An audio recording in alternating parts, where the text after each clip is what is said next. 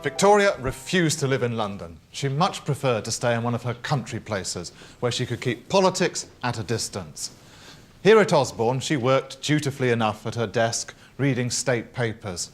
But if ministers came all the way from London, she might not even see them, just communicate with them via a private secretary. No wonder that when Gladstone was Prime Minister, he called Osborne the great enemy. On all her estates, she liked the company of her servants, notably a blunt-speaking man named John Brown. Brown was intensely loyal to the Queen, and they became close. The government's problem with Brown was that he supported the Queen's reclusive lifestyle. He was protective of her and tended to be over-familiar with visiting ministers, who didn't take to being slapped on the back and occasionally ordered around.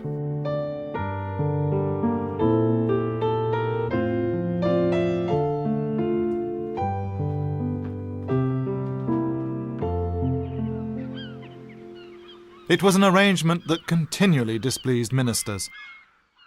Benjamin Disraeli, for one, resented having to trek around the country, attending Victoria wherever she happened to be. Visiting the Queen in those days can't have been a lot of fun.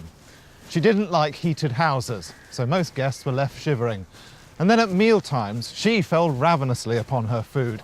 And since the rule was that everything was cleared away when the Queen had finished, most guests were left hungry too. Disraeli found Balmoral particularly disagreeable.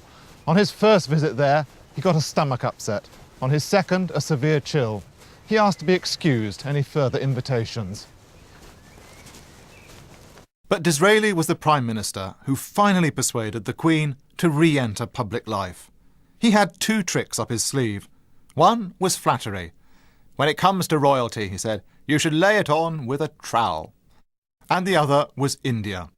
Together, his courtly manners and his ambitions for the empire appealed to Victoria, and she happily adopted him as another of her older male advisers. If Albert's death had been the undoing of young Victoria, in her maturity she gained a new lease of life, thanks to India. It was the jewel in her crown. And in 1876, Benjamin Disraeli proposed that she take the title Empress of India. Now, that title was reserved for use with regard to India. But Victoria loved being called Empress so much that she used it whenever she felt like it. Although in her entire reign she never actually visited India, Victoria was fascinated by Indian culture and the affection of the Indian people for her. The Queen began to take Indian servants into her royal household. Perhaps the best known of these is this man, Abdul Karim. He taught her Urdu, and he served as her general advisor on Indian matters.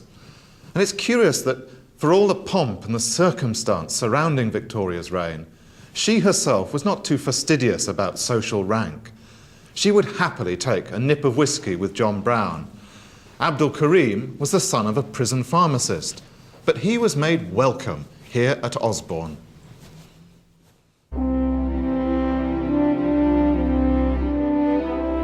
As soon as Victoria became Empress of India, her life changed for the better.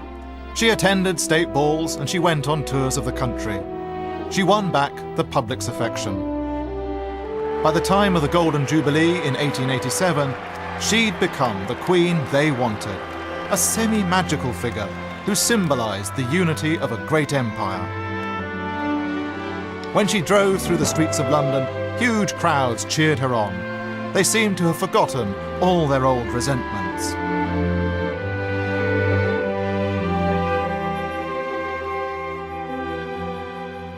Queen Victoria also became Europe's grandmother.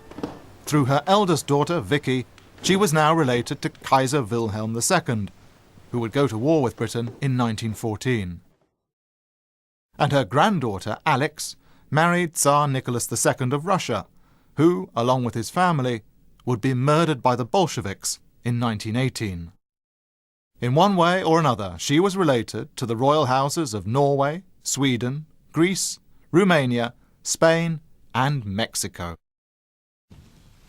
All over Osborne House, there are signs of just how important this family network was to Victoria.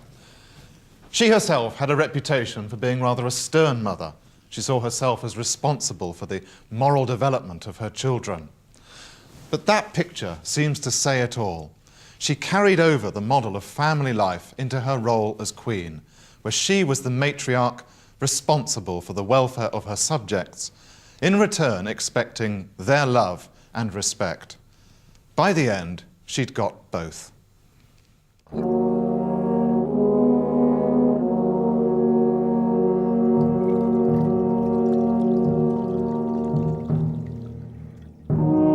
Victoria died at Osborne on Tuesday the 22nd of January 1901. She was 81. As she lay dying, her grandson, Kaiser Wilhelm, knelt at her bedside and held her hand.